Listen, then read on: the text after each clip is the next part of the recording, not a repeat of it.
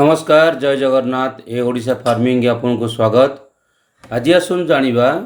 कि खोला आकाश तले आंब गछ जो आमर कहती तोटा आंब तोटारे किभली छतुआस करा जाए एवं सेतुरु आमे जानिबा कि एठी कोनोसी स्ट्रक्चर बना जाए नहीं किंबा कोनोसी जगह रे एठी केवल पॉलिथीन पका जाए एवं पॉलिथीन पका जाए ऊपर पॉलिथीन पकाई कि छाई करा है कि छतुआस करा होची। तो से छतुआस विषय आज आम आसन जानिबा। प्रथम जानिबा से किपरि नड़ा को भिजाती। देखंतु ये गोटे तांकर टेम्परारी टांकी बनैसिंती। ए टेम्परारी टांकी रे से कौन करसंती ना आपणकर नड़ा को गोछा गोछा करी बांधिसिंती एवं ताकु नै कि पकई दिसिंती पानी रे। एठी आपणकर पानी रो हाइट हेबो पाखापाखि 1.5 फुट पाखापाखि पानी अच्छी कारण तांकर टांकीटी सी 2.5 फुट हिसाब से करिसेंती। पॉलिथीन द्वारा करिसेंती केवल पॉलिथीन द्वारा एवं चारिपटे बाउंसर भाड़ी देउछ आपण देखि परछे चारिपटे बाउंसर भाड़ी दिया जाइछि एवं भाड़ी रे से कोन करछन ना गोटे पॉलिथीन बांधिकी एथिरे पानी रखसंती एवं सेही पानी रे से नड़ा को भिजौसंती। प्रथम से करंती ना नड़ा को पूरा गोटे गोटे गोछा बनै दियंती जेमति कि गोटे गोटे मोछरे आपणकर 50-60 टा नड़ा बंडल रहे एवं ताकू गोटे बंडल बड़ बंडल बनै दियंती एवं नै ताकू पानी रे पकई दियंती। एटी कोन हुए ना आमे तो नड़ा भिजो पानी रे पूरा संपूर्ण आमे नड़ा को पानी भीतर नड़ा को रखू एवं नड़ा ऊपर आमे 4 इंच रो पानी रखू। किंतु एठी देखंतु आपण तांकर नड़ा जो भिजैसेंती से कोन करसन ना अधा नड़ा तांकर भिजिची एवं अधा नड़ा ऊपर को देखा जाउची। तो यह को कौन करेंगे ना से 12 घंटा पर्यंत एमती भिजेकी रखिए। 12 घंटा पर कौन करेंगे जो अंश तलू अच्छी से अंश उपरू करेंगे एवं ऊपर अंश तलू करेंगे। तो मैंने कहया अर्थ जो अंश पानी रे भिजिची से अंश उपरू रहिबो एवं जो अंश आपनकर खोला देखा होची से अंश पानी रे बुड़ीकी रहिबो। तो यह द्वारा से मनकर 2 पट अंश नड़ार भिजी जाए एवं यह को से 12 घंटा करिकी 2 थर पलटी करती एवं 24 घंटा भितर नड़ा को भिजाती। 24 घंटा पर से पॉलिथीन की खोली दियंती पानी पूरा निगड़ी जाए तापर नड़ा को लेकिन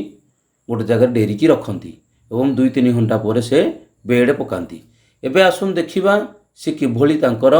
बेड पकाउछंती एवं को भली से अमल नउछंती। ए देखंतु मु जो देखौची एबे देखंतु तांकर टांकी टी किभली हेची पूरा चारिपट जाक बाउंसरे बाड़ दिखाई कराई एवं से नड़ा को भिजौसंती।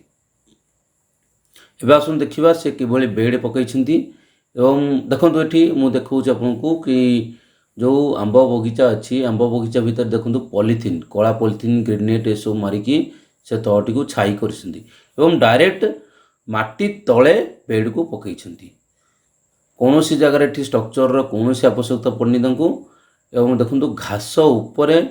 पूरा घास उपर से बेड पकईंती और देखिपे ये जमी जो बनाई आप देखो बेड पूरा खुला जगार देखो ये जो घास अच्छी ये घास रे से कौन कर बेड को पकईंती एवं सेठी बेड कंटामिनेट होबार अधिकांश चांस रुए। तेणु से कौन करती जो बेड पकाती से एरिया को भल भाव सफा करती सफा कलापर तापर बेड पकाती। आम जाचे कि जे पाला छतुर बेड आपणकर पाखापाखि 15-18 दिन पर्यंत रहे। 18 दिन पर तार प्रोडक्शन सरे। तो से जो 15-18 दिन भितर जो साइड जो घास थाए से घास कौन करे ना आपणकर बेड आड़े माड़ी आसे जहाद्वारा कि एभली देखा जाए। तो मुझे कहती कंटामिनेट कथा जो कंटामिनेट तांकर बेड होबार जो 90% चांस थाए ताकू से कौन करती जो बेड पकाइक जाती भल भाव जगह को सफा कर दियंती। सफा कर साइला पर से कौन करती ना सेठी फॉर्मालिन स्प्रे करती ए जगह से माटी रे फॉर्मालिन स्प्रे करिकी तापर बेड पकाती। एटा प्रैक्टिकल आम देखीलु कि से किभली बेड पकाउछंती एवं किभली अमल नौछंती। ए देखंतु पूरा से माटी ऊपर जो बेड पकाई से माटी रे प्रथमे फॉर्मालिन स्प्रे कराई। फॉर्मालिन स्प्रे करिवार 15 मिनट पर से बेड ए जगह पकाई। आगु को देखा से किभली बेड पकाउछंती कौन करछंती